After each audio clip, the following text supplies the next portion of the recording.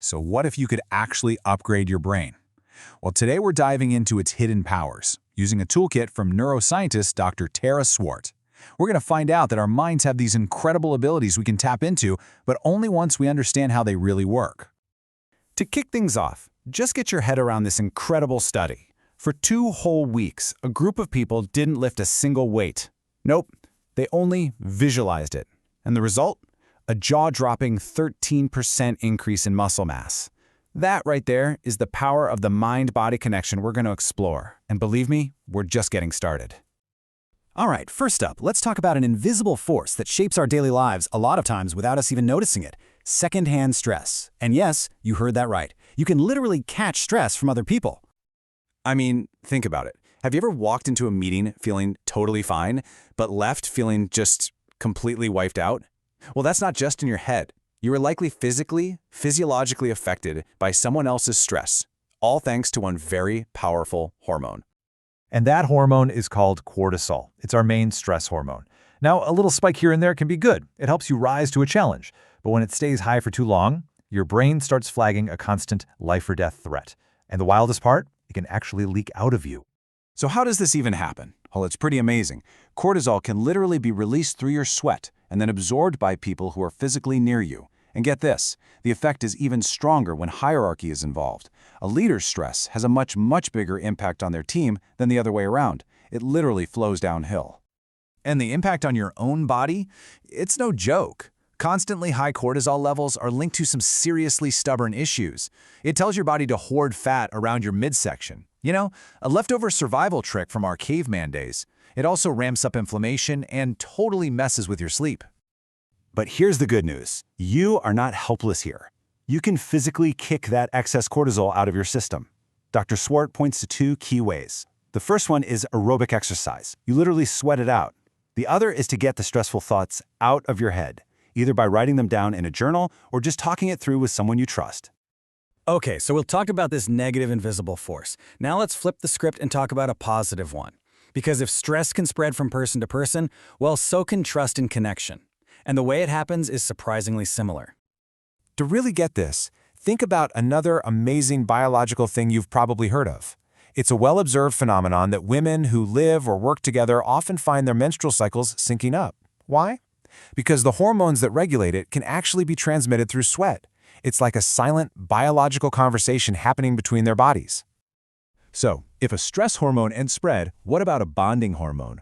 Well, say hello to oxytocin. This amazing chemical is what helps us lower our guard, build trust, and feel connected. It's basically the invisible glue for all our relationships. And the best part is, we can actually do things to release more of it. So how do we get that oxytocin boost? It's actually pretty simple. Things like specific eye contact, looking from your right eye to their left eye, can trigger it. So can physical touch, like a hug or even a good handshake. Laughing with your friends, sharing an emotional moment, even just taking a warm bath by yourself can do the trick. Now this next one, this is probably the biggest myth we're going to bust today. For the longest time, the thinking was that our brains were basically set in stone by the time we hit our mid-20s. You know, you're stuck with the habits and patterns you've got. Well, it turns out that could not be more wrong. Yeah, the old science told us that after about age 25, your brain just kind of is what it is. But what we know now is nothing short of revolutionary. You can actively change and improve your brain for your entire life. You can literally build a better brain on purpose. And this incredible ability has a name. It's called neuroplasticity. The best way to think about it is that your brain is a dynamic, living network that can be totally rewired. Every single time you learn something new, or break an old habit, or just change how you think about something, you are physically changing the structure of your brain. It is your personal superpower for growth. And the benefits of doing this are just huge. When you intentionally practice neuroplasticity, let's say by learning a new language or how to play the guitar, you don't just get that one skill. You get what are called global brain benefits. This means your brain's highest functions, things like regulating your emotions and solving complex problems, get a massive upgrade across the board.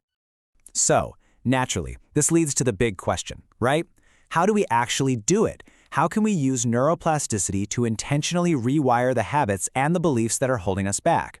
Well, Dr. Swart gives us a really simple but powerful 3-step process. First up is raised awareness. You just have to spot the pattern. Seriously, That's half the battle right there. Second is focused attention. This is where you really connect that action with why it's not good for you. You have to feel why it isn't working. And third, deliberate practice. You have to consciously and repeatedly choose the new behavior over and over again. With enough repetition, you build a brand new neural pathway until it becomes the new default. But there's one more crucial piece to this puzzle. Because when that deliberate practice gets hard, and trust me, it will, that's when most people give up. The secret ingredient, the thing that makes the change actually stick, is accountability.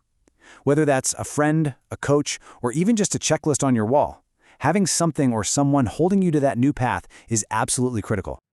Ultimately, this whole process really just boils down to taking ownership. Dr. Swart puts it perfectly.